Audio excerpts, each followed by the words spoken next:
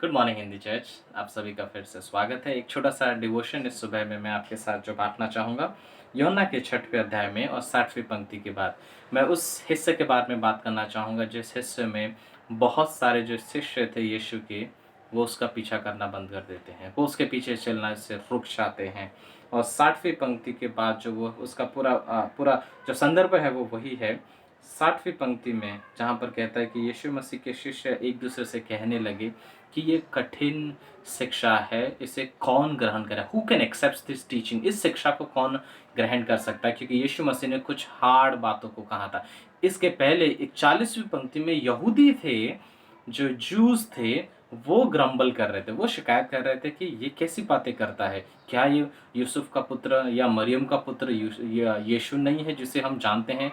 लेकिन अब इस पंक्ति में हम देखते हैं कि इवन शिष्य भी जो थे वो ग्रम्बल करते हैं। एक एक कुछ और प्रचार करने के बाद यहूदी ने मरमर किया, यीशु मसीह ने फिर कुछ शिक्षा उनको दी। अब शिष्य भी कहते हैं कि who can accept this teaching? इसकी शिक्षा को कौन है जो स्वीकार कर सकता है? लाइक छोटी बात में अगर सारी बातों को मैं जल्दी से कहूँ, 61वीं पंक्ति में इसके शिष्य भी जो थे वो शिकायत करने लग जाते हैं, मरमर करते हैं, ग्रम्बल करते हैं एक तरीके से। और फिर मुझे एक पंक्ति जिसके बारे में मैं कहना चाहूँगा वो ये है 63वीं पंक्ति में, जहाँ पर उसके पहले बहुत सारे चीज़ है। जब यीशु मसीह इन सारे पंक्तियों में एक बातें करता है उनसे कि वो कहता है कि बहुत सारे तुम में से हैं जो मुझ पे विश्वास नहीं करते, क्योंकि वो जानता है उसे जो उसे ठुकराने वाला है या नकारने वाला है, धोखा देने वाला है। उसके बाद बहुत सारे शिष्य उसके पीछे चलना बंद कर देते हैं। याद रखिए, शब्द जो है वो शिष्य है, वो आम लोग नहीं थे, वो शिष्य थे।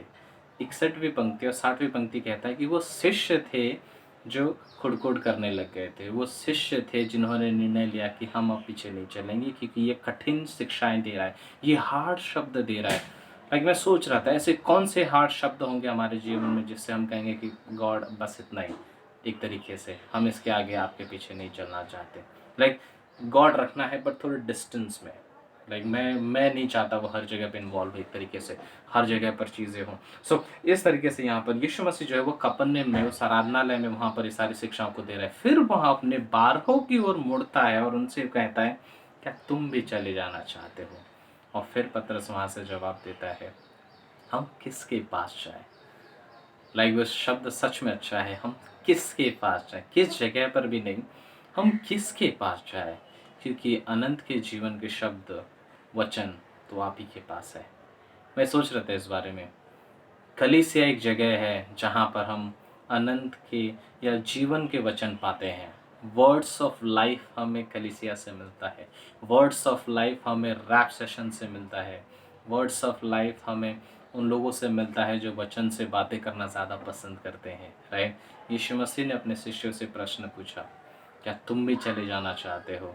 और फिर यीशु मसीह ने, पतरस ने यीशु मसीह से कहा, जीवन के वचन आपके पास है, हम आपको छोड़कर कहाँ जाएँगे? मैं सच में सोच रहा था इस जीवन के वचन में, लाइक कि ऐसी क्या मैं इस जगह पे, इस धरती में किसी के पास नहीं जा सकता। वर्ल्ड सिस्टम के पास वर्ड्स ऑफ लाइफ नहीं है, जीवन के वचन नहीं है। इस संसार में अच्छे कर्म करने वाले लोग, अच्छे धर्म गुरु जो होते हैं, उनके पास वर्ड्स ऑफ लाइफ नहीं है। इस संसार में जो अन्य चीज़ें होती है, कार्यक्रम जो होते हैं हमारी बुरी आदतों को छुड़ाने के, हमारी चीज़ें करने के, अनुशासन सिखाने के, एक नया तरीके का जीवन जीने के लिए, मॉडर्न वर्ल्ड में मॉडर्न तरीके से रहने के, ये सारे तरीके वर्ड्स ऑफ लाइफ नहीं है। ये सिर्फ़ और सिर्फ़ एक अस्थायी जीवन के लिए, इस टेम्पोरल जीवन के लिए टेम्पोरल सॉल्यूशन मानो, जो कि मुझे पता है कि अंत में मुझे संतुष्ट नहीं करता है, फिर भी ये जीवन के वचन ही है। हमारे पास जो वर्ड्स ऑफ लाइफ ही है, उस यीशु मसीह के, जो हमें जीवन देते हैं हर दिन।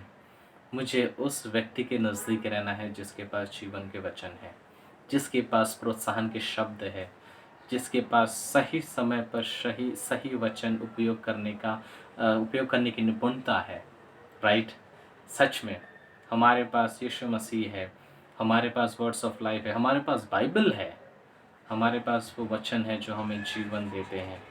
क्यों ना हम सच में परमेश्वर के नज़दीक जाएँ इन चीज़ों के द्वारा। आज हमारे पास जो ये वो चीज़ें हो सकती है, वो प्रश्न आ सकते हैं, जिससे मैं देखकर कह सकता हूँ कि सच में क्या मैं उसके पीछे चलते रहना चाहता हूँ। कल पास्टर ने जैसे प्रचार किया था, आंधियाँ, हमारे जीवन में जो आंधी आती है, कुछ आंधियाँ ऐसी होंगी जहाँ पर मैं सच में सोचूँगा, क्या मैं उसके पीछे चलूँ?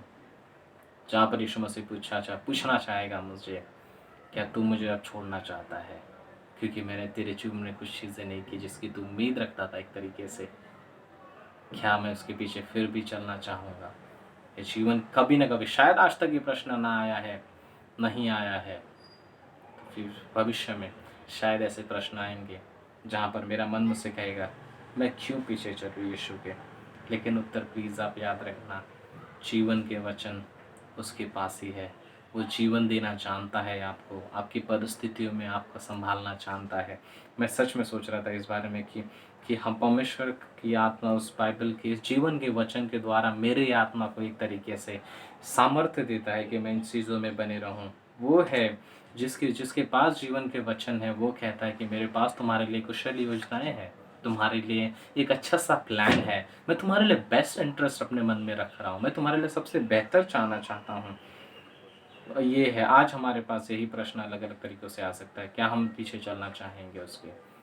हमारे पास है, एक विकल्प है, विकल्प बहुत सारे हो सकते हैं, चुनाव ऑप्शंस बहुत हो सकते हैं, बट एक ऑप्शन कभी ना छोड़ें कि उस जीवन के वचन के पीछे बने रहना है हमें, राइट? एक छोटी-सी कविता जो मैं कुछ ही हाल ही कुछ दिनों पहले मैं पढ़ रहा था, इंग्लिश में था लेकिन मैं हिंदी में अनुवाद करके आपको सुनाने की कोशिश करूँगा। ये एक ऐसी मुझे बहुत ही पसंद आई जब यहाँ पर, क्योंकि कुछ ऐसे चीज़ें दी है, उसके प्रेम पर शंका करनी या गॉड पर अगर हम कभी शंका करते हैं, ऐसा लगता है क्या मैं उसके पीछे चलूँ?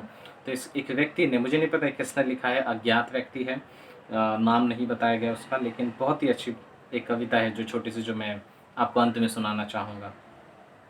और फिर यहाँ पर कुछ इस प्रकार से कहता है कि मैं शंका नहीं करूँगा, भले ही मेरी नाव टूटने लगे। मैं उस हाथ पर विश्वास करूँगा, जो कभी हार नहीं मानता, कभी फ़ेल नहीं होता, भले ही मेरे जीवन में उस समय मुझे बुराई जीतते हुए दिखती है। और जब मैं रोऊँ, क्योंकि मैं टूट चुका हूँ, मैं फिर भी चिल्लाकर कहूँगा, मेरी आशा, मेरा भरोसा, मेरा यहोवा है। मैं शंका नहीं करूँगा, भले ही मुझे मेरी प्रार्थना का उत्तर उस सिंहासन से ना मिले। मैं विश्वास करता ही रहूँगा, ये जानते हुए कि मेरा प्रेमी बुद्धिमान है। मुझसे जो प्यार करता है वो वाइज़ है, उसे पता है वो क्या कर रहा है। उन चीज़ों को अगर वो नहीं देता जिसके लिए मैं तरसता हूँ, मुझे पता है वो मुझसे प्यार करता है, इसीलिए करता है ऐसा। भले ही मैं कभी-कभी अपने आप को शोकित होने से ना रोक सकूँ, फिर भी मेरा स्थिर विश्वास बने रहेगा। मैं शंका नहीं करूँगा, भले ही मेरा दर्द बारिश के समान हो जो बस बरसता जाए, या मेरी परेशानी उस मधुमक्खी के छत्ते के समान हो। मैं विश्वास करता रहूँगा, क्योंकि इनकी वजह से ही मैं उन ऊँचाइयों को हासिल कर पाऊँगा और रुकाब की नाई उड़ पाऊँगा।